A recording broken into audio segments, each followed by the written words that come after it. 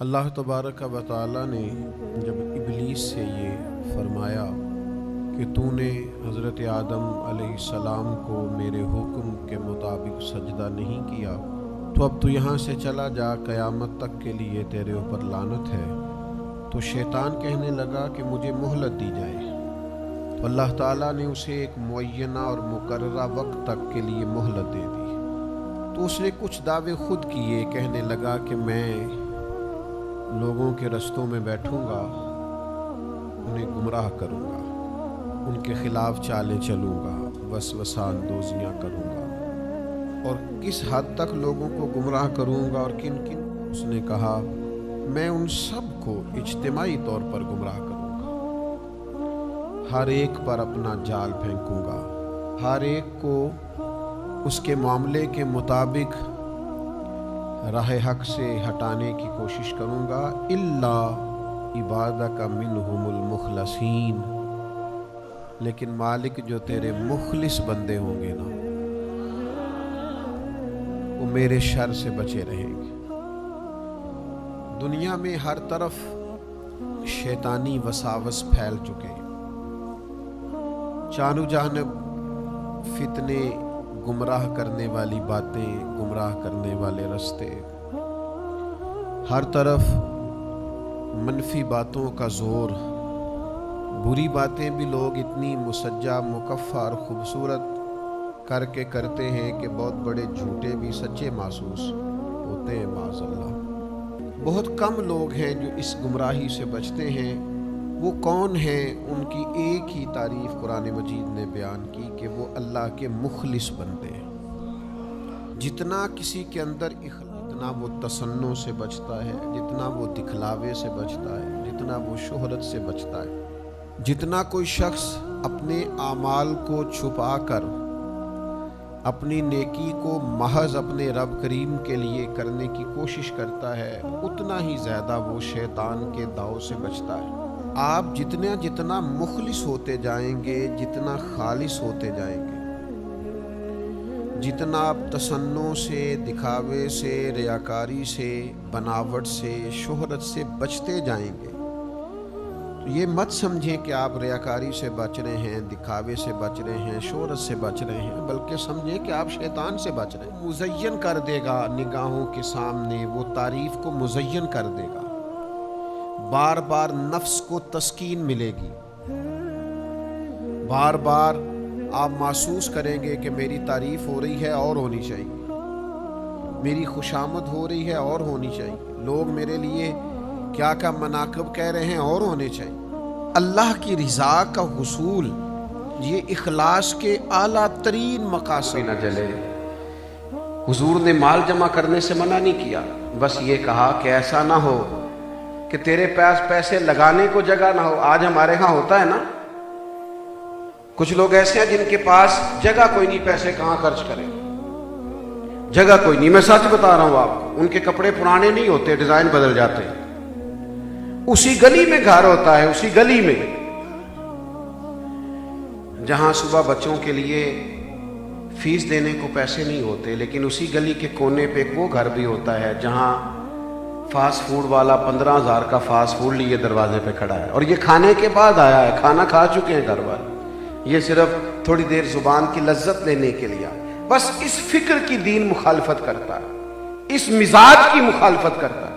दीन ये कहता है कि आप तकसीम करें, आप इस तरह का रवैया ना रखें कि कुछ लोगों का इस्तेसाल हो रहा हो आपके सामने, कुछ लोग बेचारे नाने जमी के मोहताज हों आपके सामने। ये आपका खुल्क ऐसा खूबसूरत हो, आपका रवैया इतना मीठा हो, उसमें अदाएं इतनी खूबसूरत हों। सही मुस्लिम में हदीस है, कबीला मुदर के कुछ लोग मदीना मुनव्वरा आए थे, तो भूख की वजह से, कमजोरी की वजह से उनके चेहरे उतरे हुए थे। तू शाकर आप सियाना है, साडा चेहरा वेख हालात ना पूछ। तो चेहरे से भी तो चीजें यहाँ होती है ना। तो चेहरे उतरे हुए, लिबास फटे हुए, हालत गर्दो गुबार वाली। तो मेरे महबूब पाक अलैहिस्सलाम ने उनको देखा तो सहाबा फरमाते हुजूर बेचैन हो गए। इस बात को समझे, صرف اتنا فرق ہے، آج کے لوگ غریب کو دیکھ کر بے چین نہیں ہوتے، اور آپ مجھ سے ناراض نہ ہو جائیں تو جو 4 پیسے جس کے پاس آ جاتے ہیں وہ پھر لیکچر بڑے دیتا ہے، چونکہ جنہیں گھر دانے وہ دے وہ بڑے مشورے دیتا ہے، حالانکہ وہ مشورے تو تب سمجھ میں آئیں گے جب سامنے والا بھی وہاں پہنچ جائے۔ مشورے تو یوں کر، تو یوں کر، او بھائی کیا ہے سارا، سب کر کے دیکھا ہے، کئی دفعہ ہر آدمی کے نصیب میں وہ نہیں ہوتا جو تیرے نصیب میں آیا ہے، لیکن کسی غریب کو دیکھ کر دکھی ہونا، بے چین ہونا، پریشان ہونا، یہ نبی پاک علیہ السلام کا دیا ہوا اسوہ حسنہ ہے۔ حضور پریشان ہو گئے اور حضرت بلال سے فرمایا اذان کہو۔ سیدنا بلال نے اذان دی، اللہ کے حبیب نے جماعت کرائی، اور تکمیل نماز پر حضور فرمانے لگے تمہارے بھائی پریشان ہیں، ان کی مدد کرو۔ پھر کوئی سرکہ لایا، کوئی کھجوریں لایا، کوئی سونا لایا، کسی کا حال یہ تھا کہ وہ کمبل لایا، کھجوریں لایا۔ اب یہ صحیح مسلم کے لفظ ہیں، ان پر غور کرنا۔ صحابہ فرماتے جب وہ پریشان آئے تھے تو حضور پریشان ہو گئے، اور جب چیزیں پا کر وہ خوش ہوئے تو اللہ کے محبوب کا چہرہ بھی جگمگانے لگا۔ حضور نبی پاک علیہ السلام تو سنیں جی، سنیں، آپ کی مہربانی، توجہ کریں، اللہ جزاک اللہ، آپ کا اللہ تعالیٰ جذبہ سلامت رکھے۔ میرے عزیزو یاد رکھیے گا کہ حضور علیہ السلام نے وہ توانا زندگی ہمیں دی ہے۔ موبائل والے بھائی، اور پھر اس میں دیر نہیں کرنی کہ آپ نے اللہ کے راستے میں کچھ سلسلے کرنے ہیں، اور آپ نے کسی غریب بہن بھائی کی طرف دیکھنا ہے، اور آپ نے کوئی کہیں کسی مسکین کے سر پہ دست شفقت رکھنا ہے، تو ساری عمر منصوبہ بندی نہیں بناتے۔ وہ امام شافعی سے کسی نے پوچھا تھا، دل میرا بڑا کرتا ہے کسی کی مدد کروں تو مجھے مستحق بندہ ہی کوئی نہیں ملتا، تو امام صاحب ہنس پڑے۔ بعض اوقات ہنسنے میں بھی بڑی حکمت ہوتی ہے، تو وہ کہنے لگا حضور آپ ہنسے کیوں؟ فرمانے لگے ہنسا تو اس لیے ہوں کہ تو مستحق بندہ ڈھونڈ رہا ہے، پہلے یہ بتا جو اللہ نے تجھے دیا تو مستحق تھا اس کا؟ تیرا استحقاق تھا، رب نے تو دے دیا، اب تو تھرمامیٹر لیے پھرتا ہے کہ پہلے مستحق ملے تو پھر دوں گا۔ تو اپنا رویہ تو دیکھ۔ یہ صحیح بخاری میں حدیث موجود ہے، اللہ کے حبیب علیہ السلام نے عصر کی نماز پڑھائی، اور تکمیل نماز پر حضور فوراً گھر چلے گئے۔ یہ روٹین نہیں تھی، نبی کریم تیزی کے ساتھ نہیں جایا کرتے تھے، لیکن آج حضور تیزی سے گھر تشریف لے گئے، اور پھر تھوڑی دیر کے بعد واپس بھی آ گئے۔ اب یہ صحابہ کے لیے انوکھا معاملہ تھا، انہوں نے کبھی ایسا دیکھا نہیں تھا، تو ان کی ذہنی سطح پر سوال ابھرا کہ حضور ایسا کیوں ہوا؟ تم سب سے بڑے ماہر نفسیات ہیں، حضور کو بتانا نہیں پڑتا۔ کریم خود ہی فرمانے لگے تم سوچ رہے ہوگے کہ میں کیوں گیا اور کیوں آیا۔ فرمایا جب میں نماز پڑھا رہا تھا تو مجھے خیال آیا کہ کچھ سونا میرے پاس بٹنے کے لیے آیا تھا، سارا بانٹ دیا ہے، ایک ٹکڑا پڑا رہ گیا ہے۔ فرمایا میں عصر پڑھا کے جلدی سے گیا ہوں، کہیں اسے گھر پڑے شام نہ ہو جائے، اور میں اسے دے آیا ہوں اللہ کے راستے میں۔ اپنے آپ کو نیک اعمال سے مزین کرے، ایک تو یہ کہ صدقات کا سلسلہ، اور پھر تھوڑا سا نا حسن خلق۔ آپ کو پتہ ہے جو بیچارہ معاف کرنے کی طاقت نہ رکھتا ہو اس نے تو کرنا ہی معاف ہے، جو بدلہ لینے کی طاقت نہ رکھتا ہو اس نے تو کرنا ہی معاف ہے۔ اصل معاف پتہ کون کرتا ہے؟ جس کے پاس ساری طاقت ہو۔ یعنی جناب یوسف کے سامنے بھائی ہاتھ باندھ کے کھڑے ہو جائیں، اور ظلم بھی سارے یاد ہوں، زیادتیاں بھی ساری یاد ہوں، اور جناب یوسف کہیں اور پچھلی بات ہی نہیں کرنی، جاؤ اللہ کی رضا کے لیے معاف کیا۔ آپ کو پتہ ہے فتح مکہ پہ نبی پاک علیہ السلام نے کفار مکہ سے کیا فرمایا؟ فرمایا تمہارے ساتھ وہی سلوک کرنا ہے جو جناب یوسف نے اپنے بھائیوں کے ساتھ کیا۔ میرے عزیز تھوڑا سینہ کشادہ کریں، ہر چھوٹی بات دل میں رکھ لیتے ہیں، ہر چھوٹی بات دل میں رکھ لیتے ہیں، اس سے زندگی حسین نہیں بنے گی۔ ساری عادتیں تو بندے کو ماں باپ کی بھی پسند نہیں ہوتی، ساری عادتیں تو اپنے بچوں کی بھی پسند نہیں ہوتی، تو نکال دو گے بچوں کو گھر سے۔ ایک عادت دے کر اپنے بہن بھائیوں سے تعلق، دوستوں سے رشتہ توڑ لینا، قریبیوں سے تعلق، اس سے زندگی کا حسن چلا جاتا۔ زندگی حیات طیبہ تب بنے گی جب آپ کے سینے میں گنجائش ہوگی. ہمارے سینے میں کس کے لیے گنجائش ہوتی ہے بھلا؟ جو ہماری بات ساری مانے. جو ہماری بات نہ مانے اس کے لیے کوئی گنجائش. دو بندے ٹھیک ہوتے ہیں، ایک میں ٹھیک ہوں، ایک جو میری ہاں میں ہاں ملاتا ہے وہ ٹھیک ہے، تیسرا تو ٹھیک ہے ہی کوئی نہیں. سوال ہی نہیں پیدا ہوتا، سوال ہی پیدا نہیں ہوتا. میرے عزیز، اپنے رویوں میں کشادگی لائیں، سینہ تھوڑا وسیع ہو. حضرت سلطان باہو فرماتے ہیں دل دریا سمندروں ڈونگے تے کون دلاں دیاں جانے. اور ایک مقام پہ فرماتے 14 طبق کی ساڈے دلے دے اندر اساں تمبو وانگو تانے. زندگی حسین تب ہوتی ہے جب آپ معاف کرتے ہیں. اور ایک بات اور کہہ دوں، زندگی حسین تب ہوتی ہے جب لوگوں کو ان کی غلطیوں سمیت ہم قبول کرتے ہیں. ہمارے اندر غلطیاں ہیں نا، گناہ ہے نا، رب اپنی زمین سے تو نہیں نہ نکالتا، اللہ آسمان کی چھت تو نہیں نہ چھینتا، بطور سزا سانسیں تو نہیں نہ لیتا. تو ہم دو ایک غلطیاں بھی کسی کی برداشت نہیں کرتے، طبیعت ہی نہیں ہے. وہ میرے بھائی کمزوریوں سمیت، غلطیوں سمیت، یعنی نبی پاک علیہ السلام گزر رہے ہیں، صحیح بخاری مسلم میں موجود ہے، ایک شخص نے چادر پھینک مقدس گلے کی طرف، اور سرخ دھاری دار چادر محبوب نے اوڑھی تھی، اس نے پکڑ کے کھینچی. حضرت انس بن مالک فرماتے ہیں حضور کی نازک گردن پر نشان میں نے خود دیکھا جب اس نے کھینچی چادر. توجہ ہے میری بات پر؟ نشان پڑ گیا. فرماتے ہیں ہمیں بڑا ہی غصہ آیا، لیکن جب حضور نے پلٹ کے دیکھا نا تو کہنے لگا میں غریب ہوں، کچھ سوالی ہوں، مانگنے آیا تھا. یہاں تو جو زور سے دروازہ کھٹکھٹائے اسے خیرات نہیں ملتی. لوگ کہتے ہیں قرضہ لینے آیا تو دروازہ توڑے گا. گلے میں نشان پڑ گیا، لیکن یہ میرے نبی پاک کے سینے کی کشادگی دیکھو. حضور فرمانے لگے 2 پہاڑیوں کے درمیان جو بکڑیاں کھڑی ہیں ساری اسے دے دو. وہ مانگنے آیا اور اس طرز سے آیا. ہم نہ لوگوں کی غلطیوں کو معاف نہیں کرتے، مزاج نہیں ہے. تھوڑا سینہ دل بڑا کریں، تھوڑا معاف کریں. آپ کو پتہ ہے بدلہ لینے سے تکلیف بڑھ جاتی ہے، لے کے دیکھ لیں. بدلہ لینے سے اذیت میں اضافہ ہو جاتا ہے، معاف کرنے سے سکون آ جاتا ہے. حضرت موسیٰ علیہ السلام نے اللہ کے حضور عرض کیا تھا مالک تیری نظر میں معزز کون ہے؟ فرمایا میرے کلیم جس کے پاس بدلہ لینے کی طاقت ہو پھر بھی معاف کر دے، بڑا معزز آدمی. تو اپنی زندگی کو حسین بنانے کے لیے ایک تو دوسروں کا احساس کریں، دوسرا دوسروں کو معاف کریں، اور تیسرا نہ کچھ چھپی ہوئی نیکیاں تلاش کریں جن کا کسی کو پتہ نہ ہو، ہمیں پتہ ہو یا ہمارے رب کو پتہ ہو.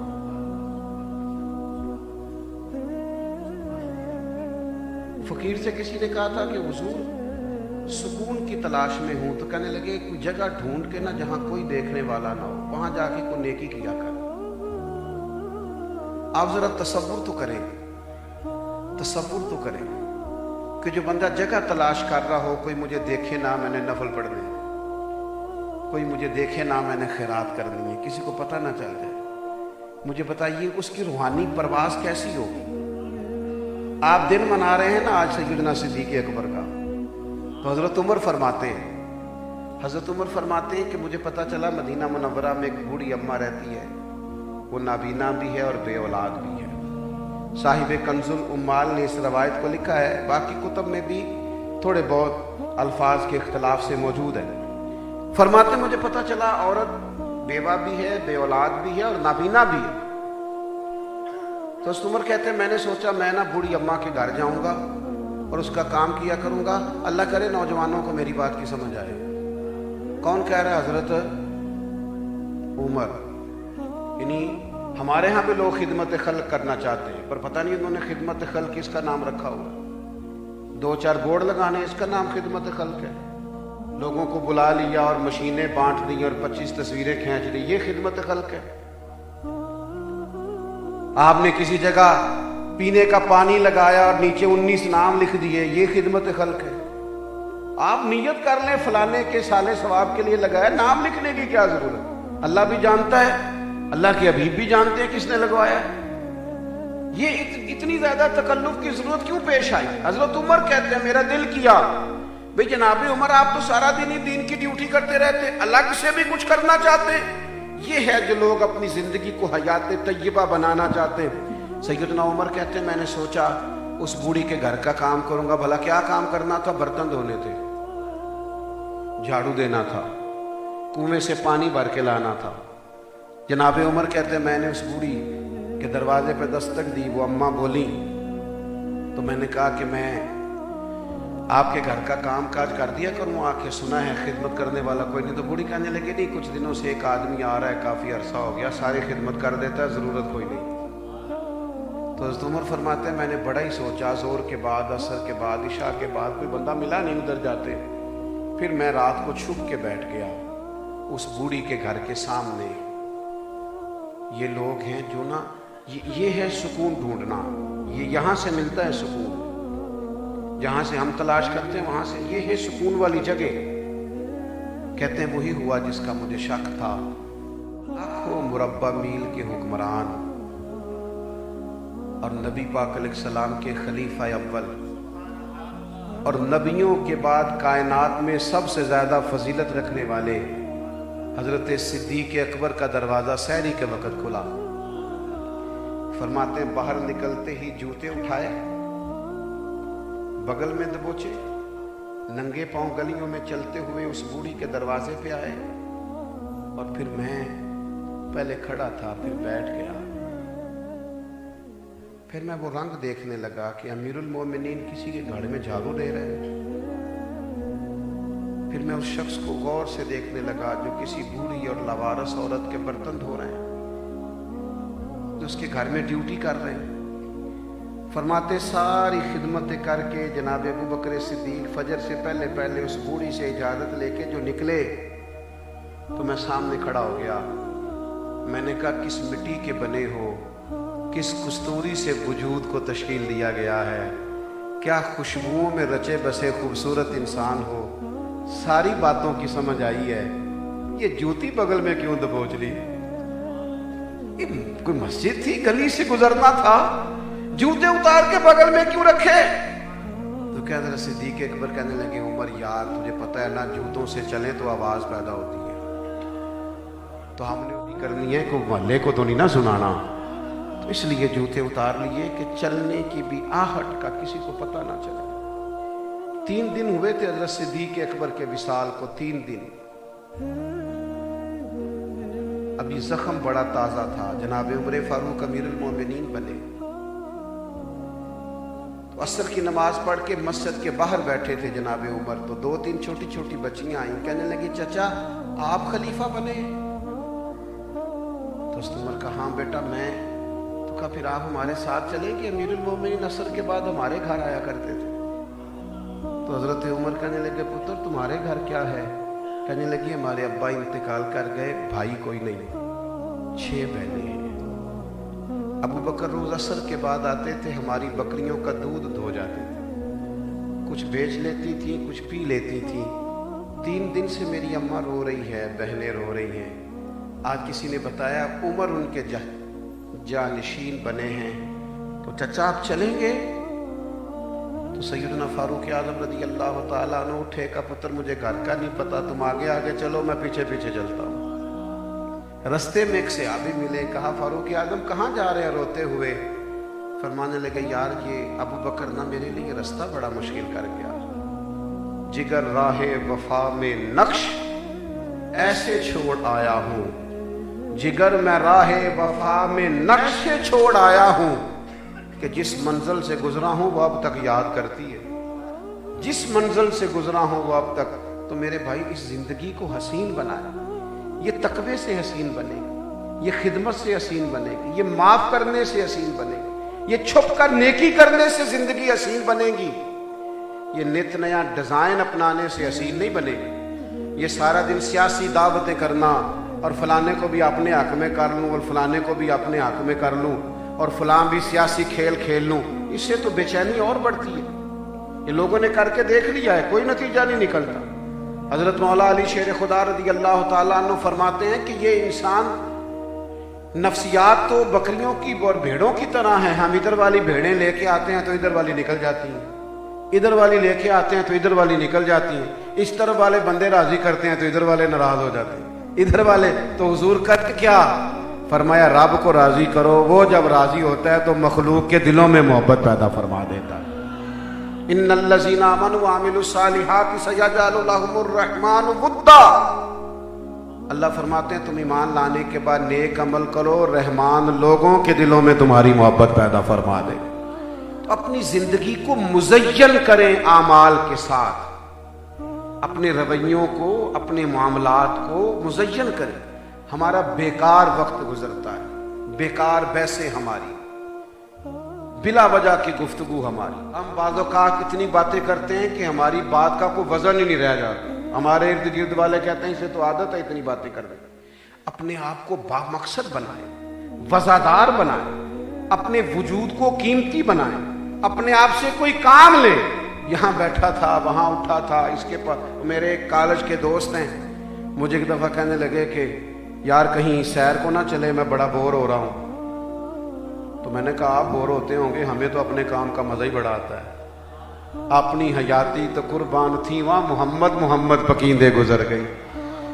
تو بور تو تب ہونا ہے جب آپ اپنے کام کا مزہ ہی نہیں لیتے، آپ اپنے کام کا سرور لے۔ میرے ایک دوست نے مجھ سے کہا کہ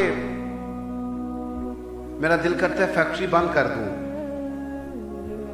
میرے پاس جو ہے میرے لیے بڑا ہے۔ تو میں نے کہا یہ آپ کی سوچ، اس کی میں سپورٹ نہیں کرتا۔ آپ فیکٹری اپنے لیے لگائی ہے، آپ نے کتنے لوگ کام کرتے؟ کہنے لگے 1500۔ میں نے کہا آپ کو پتہ نہیں 1500 گھروں کا چولہا جلتا ہے؟ آپ اپنے لیے کیوں جیتے ہیں؟ وہ 1500 آدمی آپ کو نظر کیوں نہیں آتا؟ آپ خیال کریں، آپ ان کے لیے اس طرح کا رویہ رکھیں کہ یہ میری وجہ سے کتنا نظم چل رہا ہے، اللہ نے ذریعہ بنایا ہوا ہے، باقی عطا کرنے والا تو مالک ہے۔ لیکن محدود سی سوچیں اور اپنے آپ سے کوئی کام نہیں لینا، اور چھوٹا لالچ، ہم بڑی سوچ ہی پیدا نہیں کرتے، بڑا مزاج ہی پیدا نہیں کرتے۔ نبی کریم علیہ السلام جب بھی بات کرتے تھے بڑی بات کرتے، حضور فرماتے ارسلت الی الخلق، محض انسانوں کا نہیں، حضور فرماتے میں مخلوق کا رسول بن کے آیا ہوں۔ حضرت عدی بن حاتم سے نبی پاک نے فرمایا میں وہ وقت آئے گا، میں تمہیں وہ وقت لا کے دوں گا۔ آج تو لوگ ڈرتے ہیں، شہر سے نکلتے ہوئے کریم فرمانے لگے وہ وقت آئے گا کہ مقام حرا سے ایک عورت اکیلی چلے گی اور مکے آئے گی، اسے سوائے اللہ کی کسی کا ڈر نہیں ہوگا۔ تو جناب عدی کہتے ہیں پھر ہم نے وہ وقت دیکھا، پھر حضرت عمر کے زمانے میں ہم نے بی بی کو آتے دیکھا کہ اسے سوائے اللہ کے کسی کا ڈر۔ تو آپ چھوٹی سوچ کیوں پیدا کر رہے ہیں؟ آپ بڑی سوچ۔ ہم اپنے بچوں کو کہتے ہیں اپنا مستقبل ٹھیک کا، نہیں بھائی یہ آپ نے محدود بات کی۔ ہمارا بچہ تو بڑا باصلاحیت ہے، وہ تو پورے قبیلے کو لے کے چل سکتا ہے، وہ تو پورے ضلع کی قیادت کر سکتا ہے۔ آپ نے اتنی چھوٹی بات کر دی۔ تو وسیع الظرفی سے زندگی حسین بنے گی۔ بات کو ختم کرنے لگا ہوں، ایک میری خاص گزارش ہے آپ حضرات سے کہ مذہب اسلام چند رسومات کا نام نہیں۔ روزے آ گئے تو آپ نے رکھ لیے، اور نماز آ گئی تو آپ نے پڑھ لی، قربانی آ گئی تو آپ نے دے لی۔ مذہب اسلام ہے، یہ تو سونے کا طریقہ بھی بتاتا ہے، جاگنے کا طریقہ بھی بتاتا ہے۔ مومن ہر وقت مومن ہوتا ہے، مسلمان ہر وقت مسلمان ہوتا ہے۔ اپنے آپ کو اس طرح کا بنائیں کہ یعنی ہم اس رب کے ماننے والے ہیں جسے نہ اونگ آتی ہے نہ نیند، ہر وقت دیکھتا ہے۔ اٹھ فریدا ستیا، جھاڑو دے مسیت، تو ستا ہے رب جاگدا تیری ڈاڈے نال پرید۔ اپنے آپ کو نا ہمہ وقت ٹھیک کرے، ہمہ وقت۔ یہ محض چند رسومات کا پابند نہ کرے، یہ رویہ مسلمانوں کا رویہ نہیں۔ اپنے آپ کو ہمہ وقت، آپ جس مقام پہ بھی ہیں، جس وقت بھی ہیں، آپ کو مسلمان بن کے جینا ہے۔ دین کو روزمرہ کے معاملات میں لائیں۔ ایسا نہ ہو کہ جی یہ میرا کاروبار ہے، یہ میرا دین ہے۔ اور بھائی مسلمان کاروبار بھی دین کے مطابق ہی کرتے ہیں، ان کا کاروبار اور دین الگ الگ نہیں ہوتا۔ اس لیے آپ کو پتہ ہے بر صغیر پاک و ہند میں دین پھیلایا تو صوفیاء نے ہے، پر تعارف تاجروں نے کرایا تھا۔ عرب کے تاجر جب یہاں آئے تو یہاں کے تاجروں نے دیکھا یہ تو بڑے سچے ہیں، بڑے دیانتدار ہیں. انہیں پوچھا تم کس دین کے ماننے والے ہو؟ تو انہوں نے کہا ہم دین محمدی کے ماننے والے ہیں صلی اللہ تعالیٰ علیہ وسلم. تو اپنے معاملات زندگی کو حسین بنانے کے لیے، شب و روز کو بہتر کرنے کے لیے اس طرح کا ماحول بنائیں کہ جس میں ہر وقت انسان مسلمان لگے. اللہ تعالیٰ میری اور آپ کی حاضری کو قبولیت کا درجہ عطا فرمائے، ہمارا مل بیٹھنا قبول ہو. آخر دعوانا الحمدللہ. صلاۃ و سلام پڑھا جائے گا. تمام احباب تشریف رکھیں. اس کے بعد مفتی عبدالرزاق صاحب اور پیر ابراہیم شاہ صاحب دعا فرمائیں گے. پیر صاحب بھی صلاۃ و سلام پڑھ رہے ہیں، سب یہی تشریف رکھیں. مصطفیٰ جانے رحمت